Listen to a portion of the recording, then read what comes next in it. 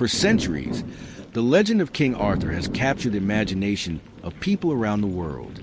From tales of gallant knights and magical swords to a utopian kingdom known as Camelot, Arthurian lore remains one of the most enduring and captivating mythologies of the Western world. But behind the stories of Merlin's magic, Guinevere's romance, and Lancelot's betrayal lies a deeper mystery. Did King Arthur actually exist? In this documentary, we go beyond the myths. We will explore historical documents, archaeological discoveries, and the latest academic research to uncover the truth behind a man, or men, who may have inspired the legend. Was Arthur a single historical figure, or a composite of several rulers? Was Camelot a real place, or simply an invention of medieval poets? Could there be truth hidden beneath centuries of folklore? Join us on a journey into the past as we uncover the search for the real King Arthur. The earliest origins of the King Arthur legend are difficult to trace with certainty.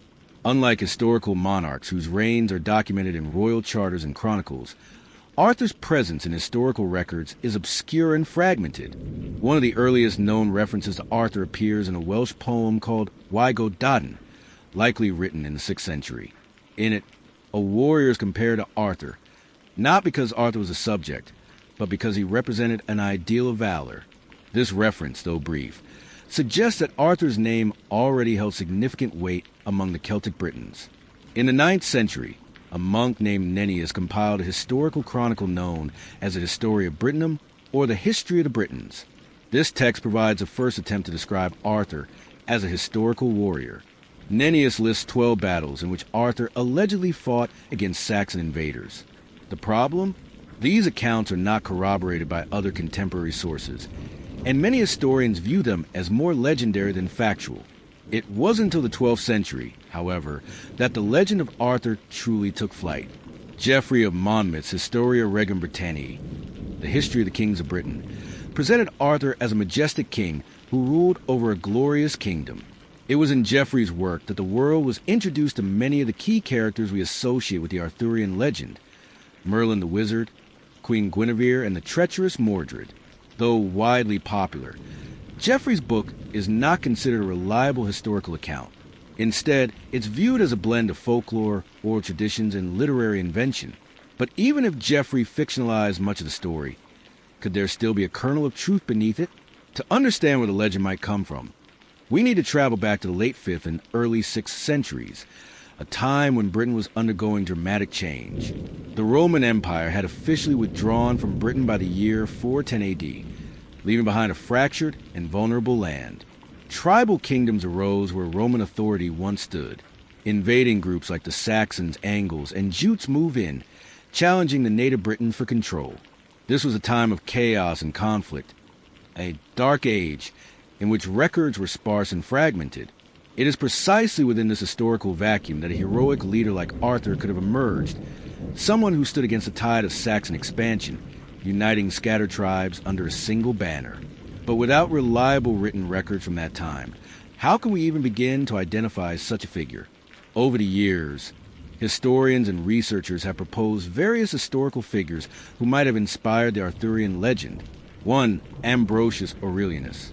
Ambrosius was a Romano-British nobleman mentioned by the monk Gildas in the 6th century.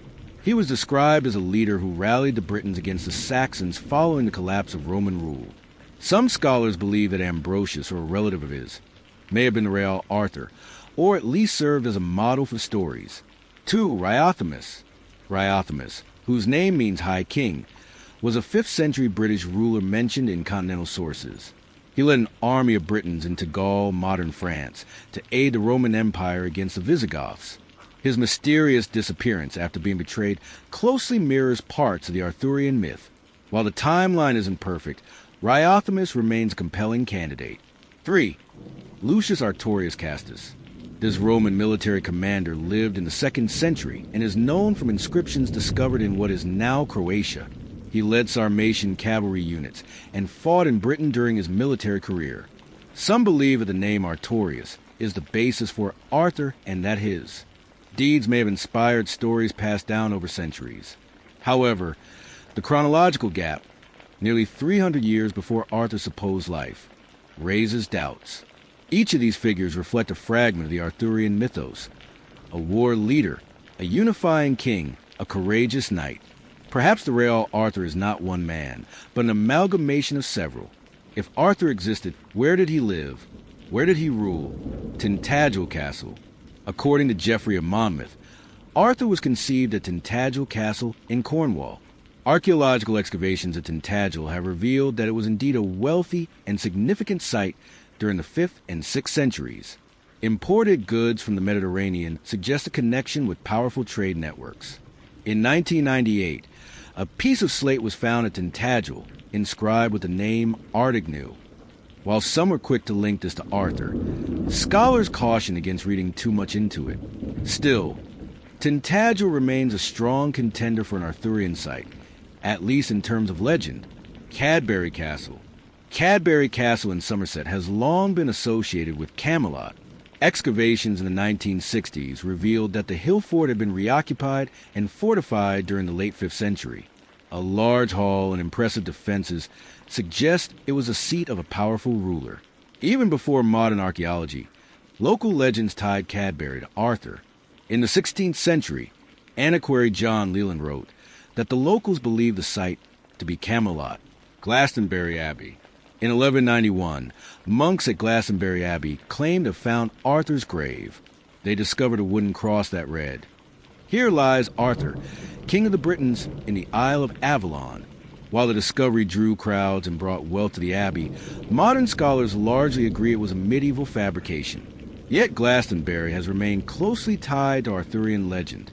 Some believe it to be Avalon, the mystical place where Arthur was taken after his final battle. One of the most significant events associated with Arthur is the Battle of Mount Badon, a British victory over the Saxons that likely took place around 500 AD. This battle is referenced in several early sources, including Gildas, who called it a major turning point that temporarily halted the Saxon advance.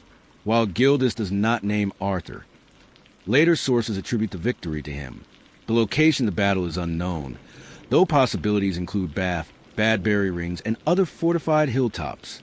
If Arthur truly existed, Mount Badon may have been his defining moment, his greatest triumph. The idea of the Round Table is central to Arthurian legend. It symbolizes equality, unity, and chivalry. But was it real? In Winchester, England, there is an enormous wooden round table dating to the 13th century. Though not contemporary with Arthur's time, it reflects the enduring fascination with the legend. The concept of a round table may have originated as a political ideal rather than a physical object, representing a break from feudal hierarchy. If Arthur did exist, his round table may have been metaphorical, a council of warlords or chieftains united against external threats. Why has the legend of King Arthur endured for over 1,500 years? Part of the answer lies in the human need for heroes. Arthur represents the ideal leader, noble, just courageous. At times of crisis, nations often look to their past for inspiration. During the Norman Conquest, the Crusades, the War of the Roses, and even the Victorian era, Arthur's legend was revived and reinterpreted. Arthur is also a literary and cultural chameleon. In Welsh poetry, he is a warrior. In French romances, he is a tragic king. In modern retellings, he is sometimes a flawed hero, burdened by destiny. His adaptability has made him immortal in the cultural imagination. Today, historians, archaeologists, and linguists continue to study the Arthurian legend using modern tools. LiDAR technology has revealed previously unknown ancient sites. Advances in radiocarbon dating and DNA analysis help researchers better understand Britain's post-Roman history. Although no definitive proof of King Arthur has yet been found, every discovery brings us closer to understanding the world from which the legend emerged. What's more, the question itself, did King Arthur exist? Remains powerful because it invites us to explore history, mythology, literature, and our own ideals. King Arthur may never have pulled a sword from a stone or ruled from a shining castle called Camelot. He may never have wielded Excalibur or been mentored by a wizard. But somewhere in the midst of post-Roman Britain, a leader likely stood against invaders, united tribes, and inspired tales that would echo through the centuries. Whether Arthur was real, imagined, or something between, the legacy he left behind is undeniable. His story continues to inspire hope courage, and the dream of a better world. And perhaps that is the greatest truth of all. Movie camera if you enjoyed this exploration of ancient legends and real history. Make sure to like this video, subscribe to our channel, and turn on notifications so you don't miss future deep dives into history's greatest mysteries. Thank you for watching.